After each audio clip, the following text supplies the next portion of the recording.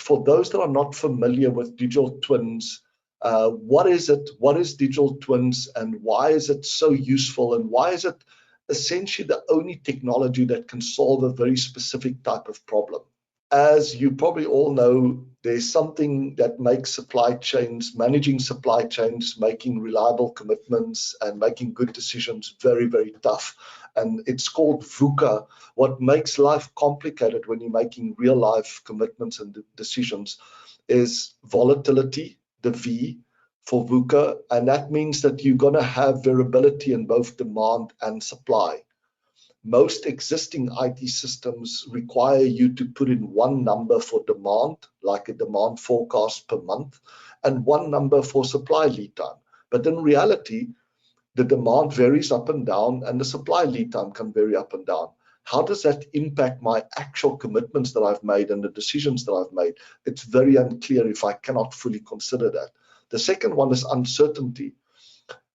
These supply chains are very complex. It's very, very difficult to identify what is actually causing issues and what are the full effects of issues. When you have an assumption that big changes will have big effects, you simply can look for big changes. But if small changes can also have huge effects, it becomes extremely difficult to correctly identify causes and effects. Third element is the first C, which is complexity. There's a lot of interdependencies between the parts. It's not just about trying to optimize the parts, and by that I'm optimizing the system.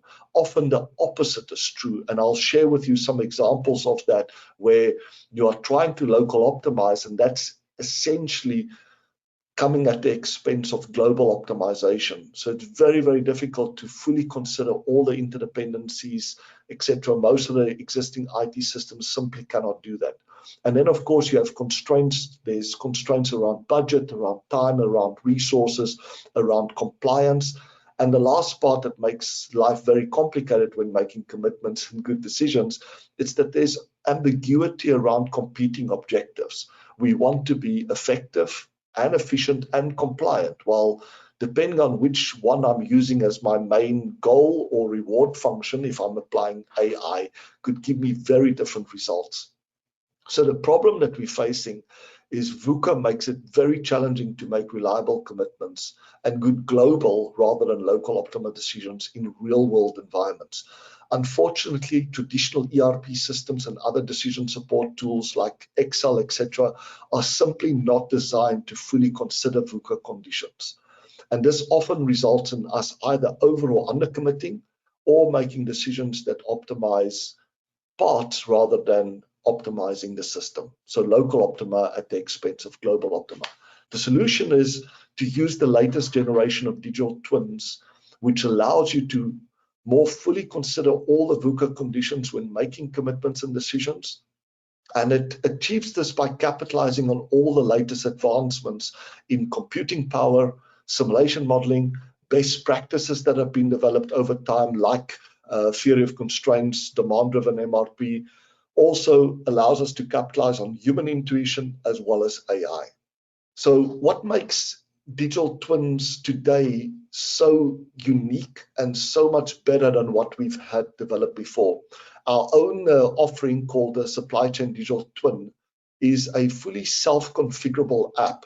That basically means that the app can build a complete digital twin, accurate digital twin of one part of a company or even a full supply chain, literally within minutes, using data that's already sitting in the company's IT systems, data like demand forecast, product, bill of materials, supply lead times, etc.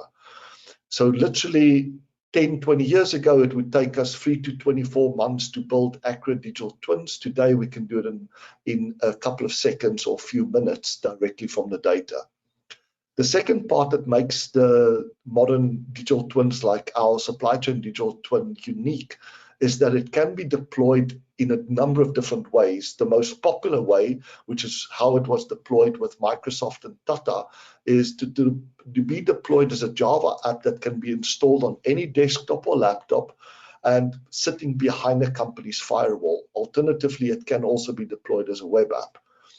Other things that make our supply chain digital twin unique is that we already ship it with a full library of all the best practices. So you can select directly if you want to test out what's the best way of managing my inventory. Should I be using min-max, traditional min-max rules, or should I be using a more advanced economic order quantity rules that also consider holding cost and ordering cost, or should I consider more demand-driven rules like DDMRP or theory of constraints? This is essentially now made available as a little checkbox that says I'm going to run 4 scenarios comparing these 4 rules for managing my inventory at a specific location, and it will show me which one gives me the best overall results. Also, as I mentioned, it can consider most, if not all, of the real-world VUCA conditions that enables users to accurately quantify very quickly the impact of demand or supply changes, and also to identify the most optimal response. If it's a negative stress on the system, how best to mitigate it. If it's a positive stress, like suddenly I'm starting to sell more than expected, how best to capitalize it. Amazon Robotics is one of our users. When that Suez Canal bottleneck happened, they simply opened up our digital twin. They added an event called Suez Canal bottleneck. They gave their estimate and said, we think it will last somewhere between 3 weeks and 3 months. Press the play button. We simulated thousands of scenarios of what can happen, showing which of the installation projects will be most impacted, and what would be the best way of reducing that impact. So it allows you to not just consider real-world conditions in a typical mode of a simulation model to build that into your starting conditions, but it becomes a digital twin when you can upload the conditions as it is now or expected to be, press the play button and see what happens. And lastly, what's very exciting is that it can be fully integrated with ERP systems like SAP that allows you to both automate the data import that can generate automatically these digital twins. So if I'm an account manager, I only am responsible for one account like Best Buy or Amazon.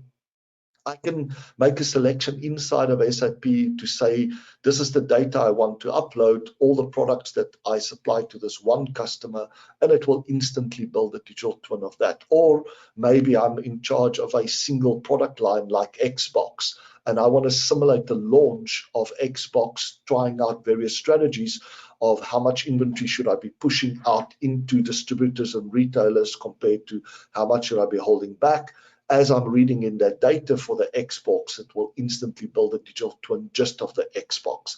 So it's very exciting that not only the importing of the data can be automated, but also the exporting. So if we do generate in our simulation model different configurations for how best to plan the management or what parameters to use for various rules, those can all be exported directly back into the tables of SAP. In terms of overall architecture, so imagine the digital twin is sitting here in the middle. We typically can get the inputs into Excel. Obviously, Excel has got its limitations. So if the records, which often happens, are more than a couple of million, you have to use flat text files to import the data, etc. And those can be received directly from SAP via API or queries to extract the data. We can then also input the randomness that makes the model a simulation, which is around variability, expected variability, or actual variability in demand or supply lead times, as well as any constraints or other dependencies that's not sitting in the data. And then the process owners can pose questions or say what are the type of scenarios they want to run. And the processes that are being modeled inside of the digital twin literally goes all the way from the first tier supplier all the way to the end retailer and consumer and everything in between. And then also incorporating all the best practices like DOC, theory of constraints, and demand-driven MRP. The outputs from these models, you can generate outputs inside of the app to make it very easy for users. At the end of this for Q&A, I can show a live version of one of the digital twins running to show you what can be seen inside. You can also export the outputs into Excel or logs or directly back into SAP. And then running these models You can typically run these digital twins in 3 ways. You can do a single run where you, for example, have a specific event and you want to see what the impact of this event is and how best to mitigate or capitalize on it. Or you can do sensitivity analysis. For example, if you want to know how much inventory should you be carrying, you can run a sensitivity analysis on 3 days, 5 days, 7 days, 9 days, compare these and see how sensitive profitability and ROI and free cash flow is as you are changing that setting. And then the last part is scenario comparison, where, for example, you can directly compare rules against each other to see which one gives you the best outcome. Let me show you a quick example of why digital twins are so important, even for simple cases. For those of you that have read The Goal or remember reading The Goal, there was a nice, simple example in The Goal that Dr. Gold had created. He called it the dice game. And it posed a very simple question.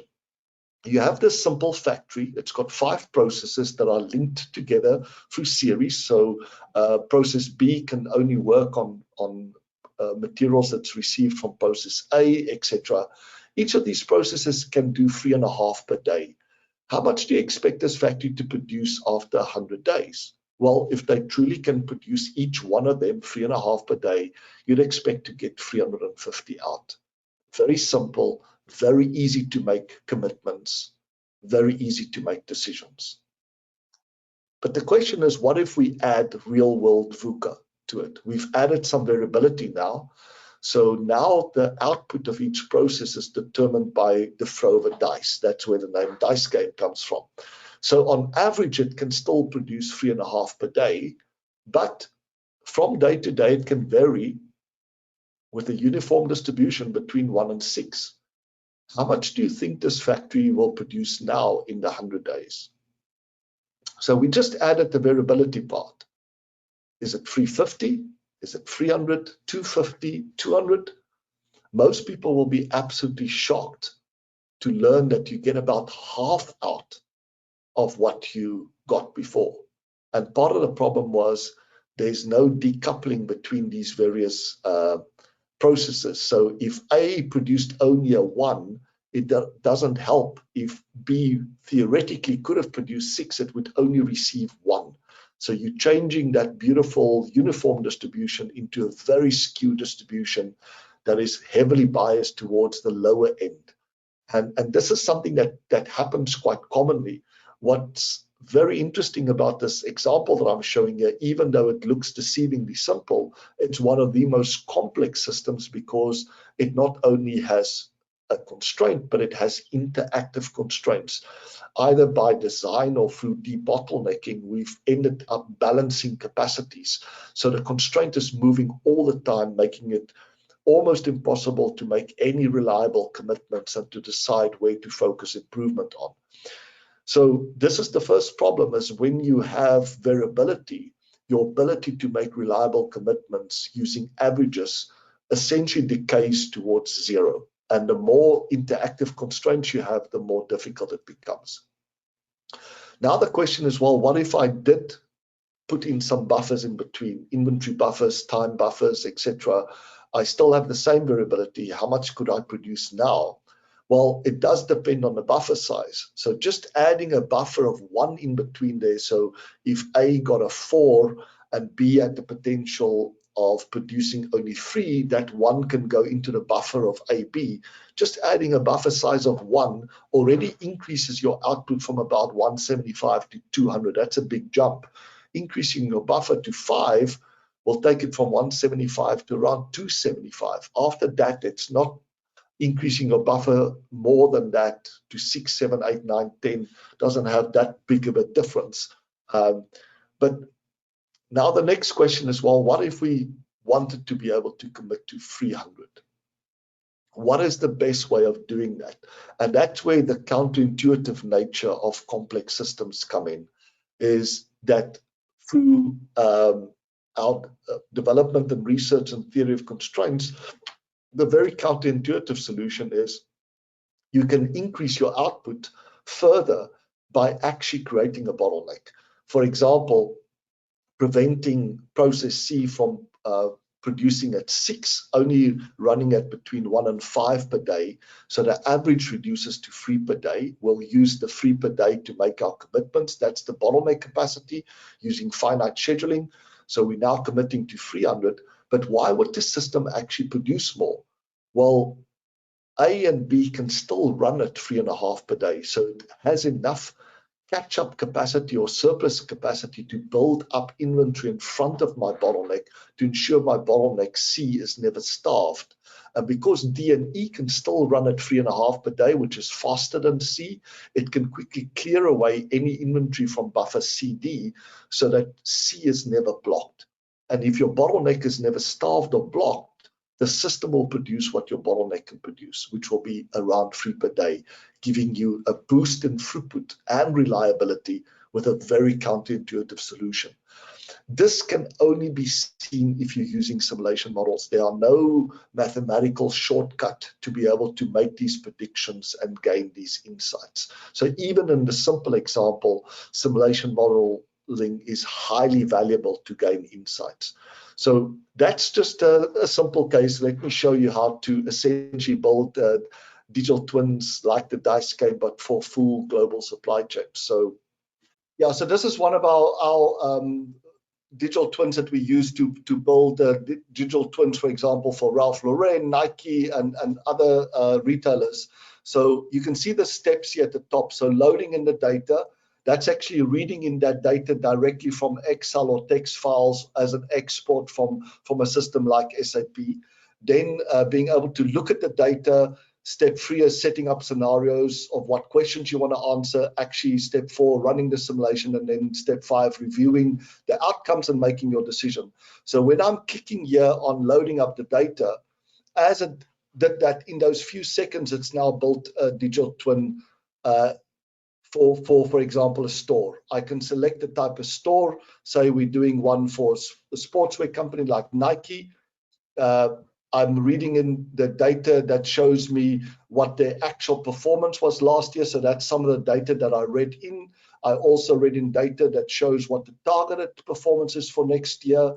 I can select the products I want to run in the simulation.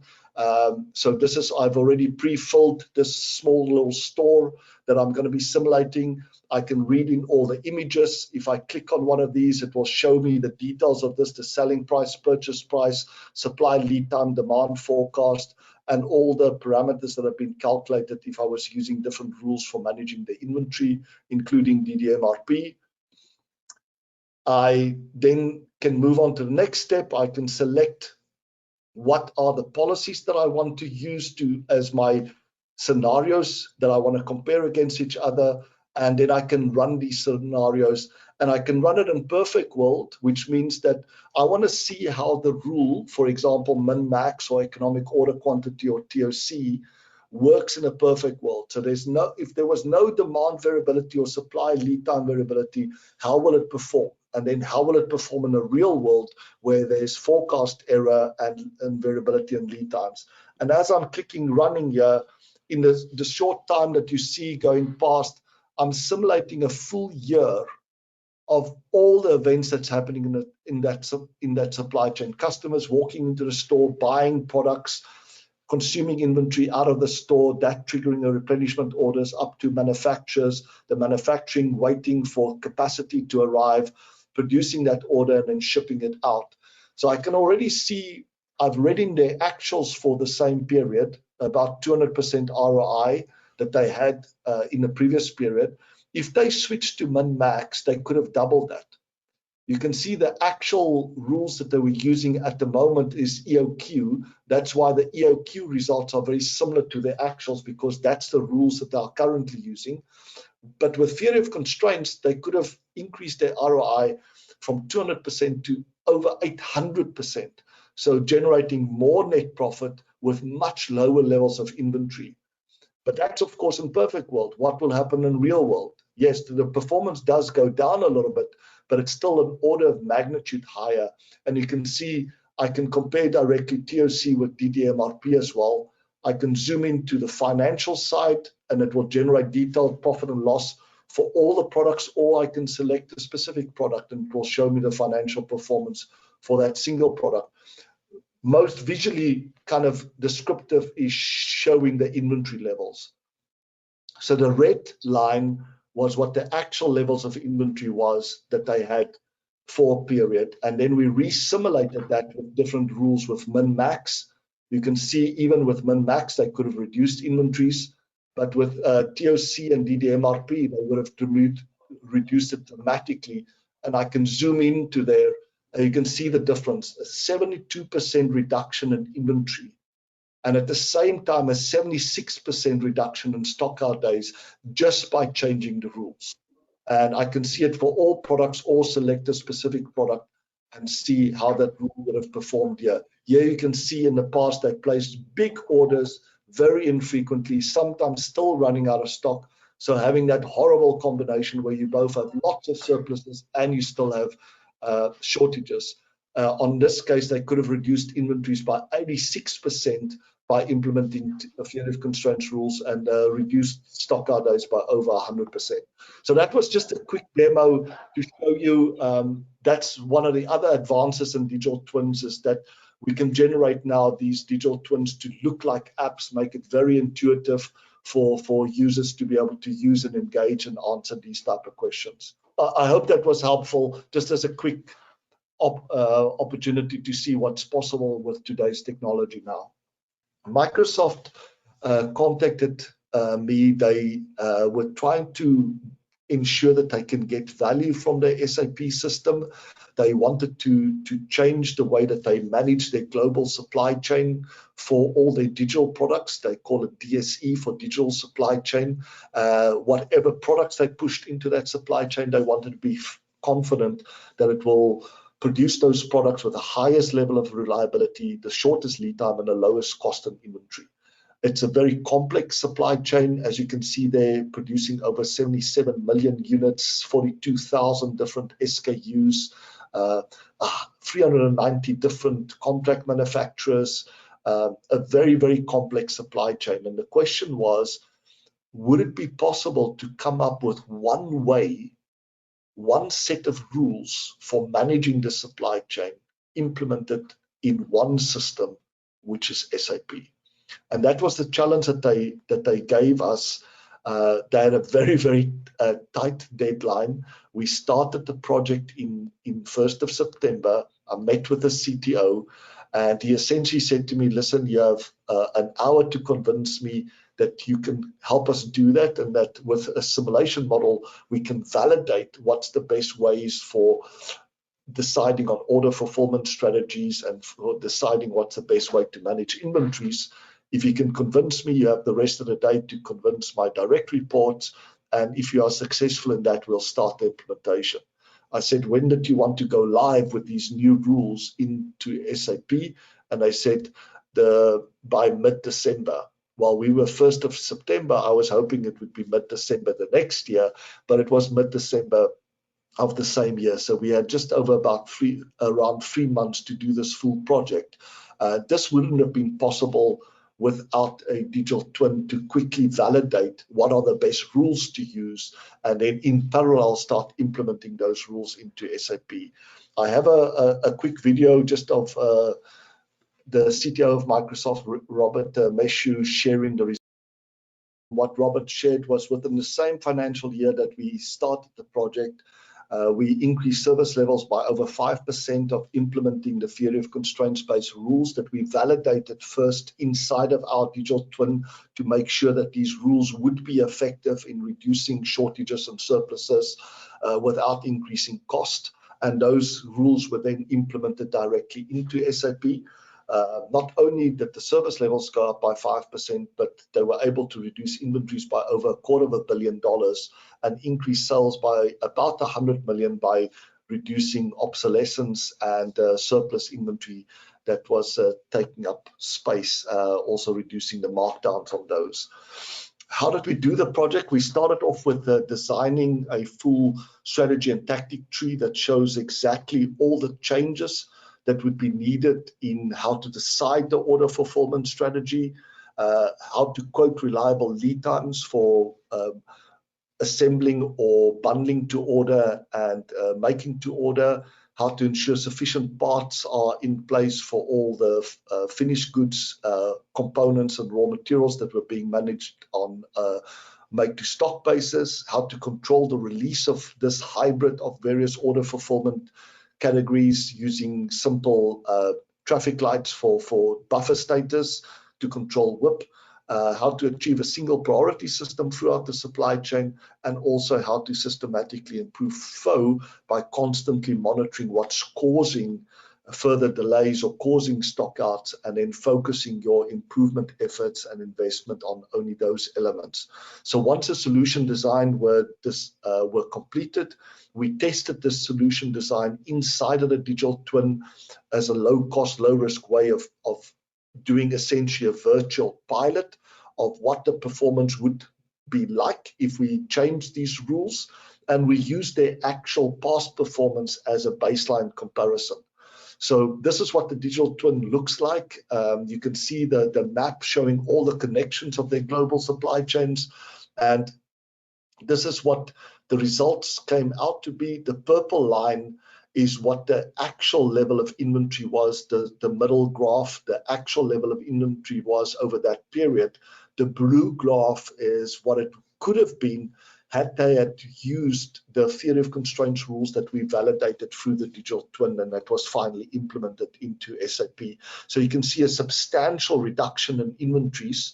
And on the right-hand side, that graph there is monitoring the sales at risk. So because generally speaking, actual lost sales is not being recorded, as a hack to quantify the sales that you might be putting at risk by having stockouts or taking longer to supply than what you're quoting your customers.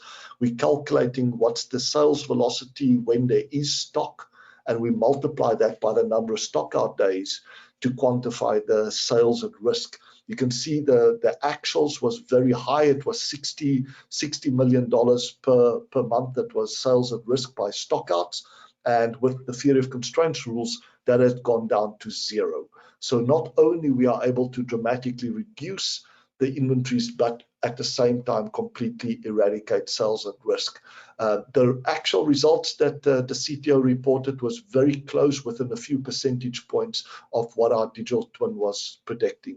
So that was the ultimate validation that the model was an accurate representation of their complex environment. When you dive into the details, these digital twins are not just black boxes. You can actually go look inside, look at the stock levels of a specific product location, like in this case, and you can see it highlighting again the difference between the purple, which was the actual level of inventories over the past year, and we reran that period with different rules. The blue line, and you can see we are picking up where the shortages and surpluses are coming from. A very interesting insight that we gained is they had a major challenge of doing allocations of inventory. So imagine you have a client like Best Buy, and Best Buy said we agreed to give them 10,000 per week of a new product that is being launched. Well, the question is, how do you allocate that stock? So if maybe in the first week they're a little bit conservative, they only order 5,000, you will only ship them 5,000, but they have an allocation. So you have to tell SAP to keep that additional 5,000 for them because it was allocated to them. Maybe next week they order 15,000, and now SAP will say, well, you have an allocation of only 10,000, but you still have a remaining allocation of 5,000, and it will ship the 15,000. So at a customer level, unders and overs will cancel out. But what the simulation was showing, it across customers, it wasn't canceling out.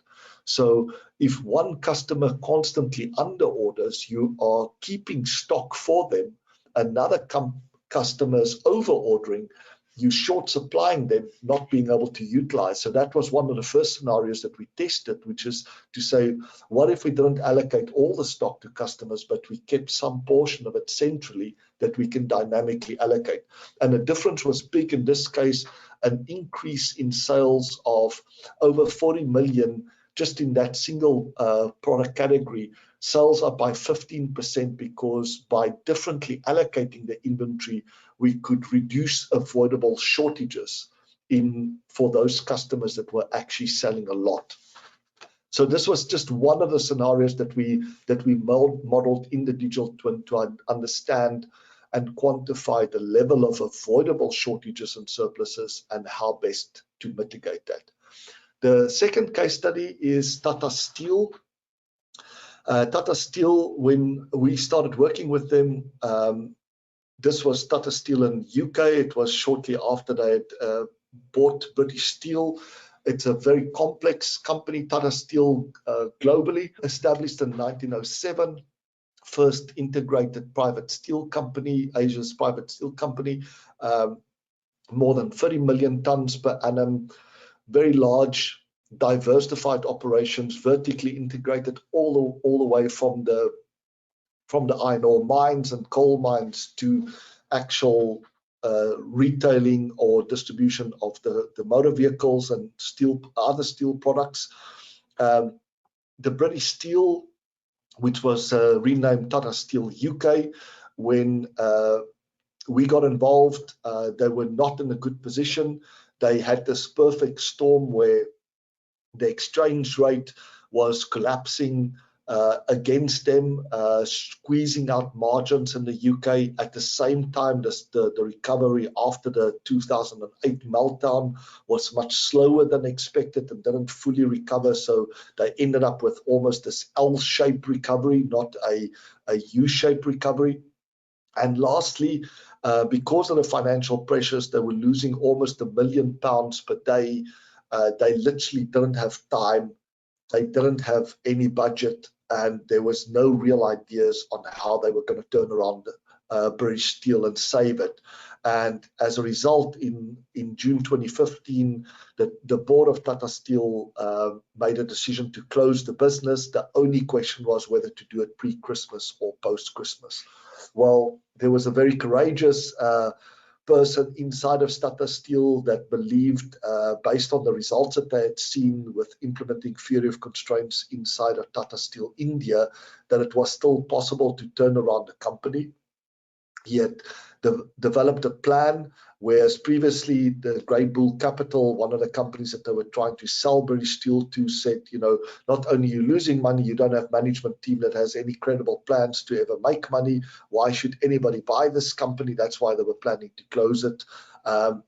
After this person, Bimlandra Jha, was appointed to head up the company as the new CEO, he immediately started working on a plan, and our involvement was using a digital twin to help validate each of the key assumptions of how to move them at that stage. They were losing about 100 million per year back to a profit of 100 million per year. And when the plan was presented together with the digital twin to validate that the plan was actually feasible, the same partner said that I see roughly 300 plans a year. This is the most credible one I've seen in the last 5 years. So that again, just highlighting, if I'm not sure if you could hear the sound, but they were facing difficulties to decide how to improve the company's productivity and profitability. They just couldn't take the risk of making commitments that was not viable, and they reached out to us. We ended up building 4 digital twins for them. One of their full supply chain in the UK, one specifically focused on the hot coil production area that they had major bottlenecks with, one focusing on the steel and slab production side, and one for their specialty steel manufacturing plant that they also had some constraints with. It allowed them to turn these simulation models into digital twins by integrating it directly with SAP. So the main project challenges was how to improve profitability and service levels with very high levels of confidence. They were very concerned, the shareholders were very concerned, because many of the past initiatives and investments that they've made in digital transformations and other improvement initiatives, the ROI was well below expectations. Past focus was mainly on cost reduction, debottlenecking. They wanted to see if it was possible to build very quickly. These digital twins, they don't have years to do that. We had to do it within just a few months, and then to use these models to identify primary causes of the past performance gaps, determine the likely impact of making the changes that we were recommending to implement theory of constraints. Many of these insights we knew was going to be counterintuitive, and we wanted to integrate this with the SAP system as an ongoing decision support tool. I'll just show a quick video that shows what these models actually look like. So the first one is the model of the full global supply chain. So as you see, the data is being read in directly from SAP in the form of tables. It's actually instantly building a digital twin of that environment for which the data was read in. So that could be a single product or single region, or it could be all the products and all the regions. And there are multiple way views of the supply chain. You can zoom in, you can click on specific resources, you can actually see the operating utilizations and efficiencies of those resources. We also built a full 3D model of their hot coil finishing. There was a major bottleneck in terms of storage space. When we arrived at the plant the first time, we couldn't find parking because there were steel coils parked in the parking base that was meant for cars. This allowed us to gain insights in terms of why the work in process of steel coils inside the factory was so high that things were just getting jammed up in there and very little was coming out. Part of it was an algorithm that they developed that identified when a customer places an order, what is the most profitable production facility to produce the coil, and what's the most profitable way of getting the product to the customer. Well, this algorithm that was put into SAP was causing them to constantly overload some plants and distribution facilities and underload others. We could test a different way of dynamically determining what is the most profitable location that actually has capacity at the time of placing orders. So it gave a completely new perspective of available to promise, and we implemented that, and it had substantial benefits to reduce the congestion and increase throughput. This was a very detailed model of the steel plant 3D model, where we tried out different ways of scheduling the casters. Very, very complex mathematical problem to solve. They were doing it essentially in Excel. That is not the best place to do these complex campaign runs. We could try out different options in our digital twin, show them how it would schedule their manufacturing facilities all the way from the furnaces to the rolling plant, and then test those rules that we came up with in a full 3D version of the model, feeding in direct data from SAP and their manufacturing execution systems. So in summary, the business case was there was lots of congestion, long lead times. We wanted to find out what's the simplest way of solving that problem, how to overcome constraints, and we gained incredible insights from these models that could show the people operating it why these problems were happening and test out better ways of improving flow and reducing cost. One specific example that I want to highlight is essentially how the digital twins was used to challenge an existing industry paradigm and related best practice. In the steel industry, ton dishes essentially cost around $5,000 every time you do one heat. So if you make a change to the type of grade that you're producing through the casters, then you have to change the ton dish. So generally speaking, they have always had the rule to say, listen, if one heat is 100 tons, you can't afford to just produce 100 tons. You have to do at least 5 heats. That will be 500 tons to justify making the change and losing that money for the ton dish.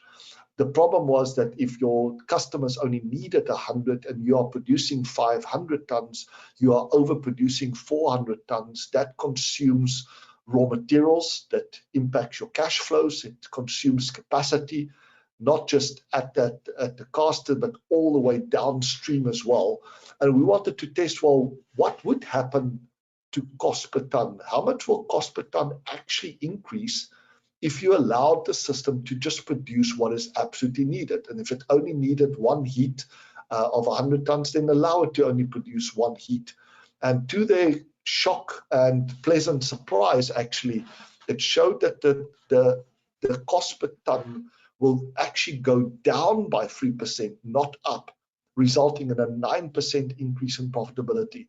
This has been a paradigm in the industry for many, many decades, and they were only able to challenge it to show that actually trying to save setup cost is a guaranteed way of increasing your cost per ton, not reducing your cost per ton.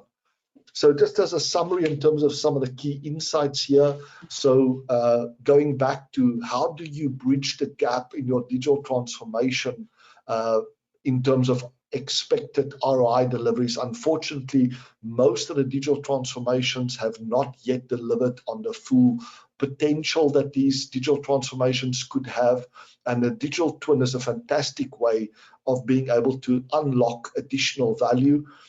SAP can be used to create or put in all the data that these digital twins require to instantly build accurate digital twins, and the outputs from the digital twins can be fed back directly into SAP to decide on the optimum order fulfillment strategies, optimal inventory management rules, optimal finished goods and semi-finished good buffer locations, optimal sourcing and transportation policies and priorities, and also to make reliable financial commitments, because inside of these models we can generate full profit and loss, balance sheet, and cash flow statements.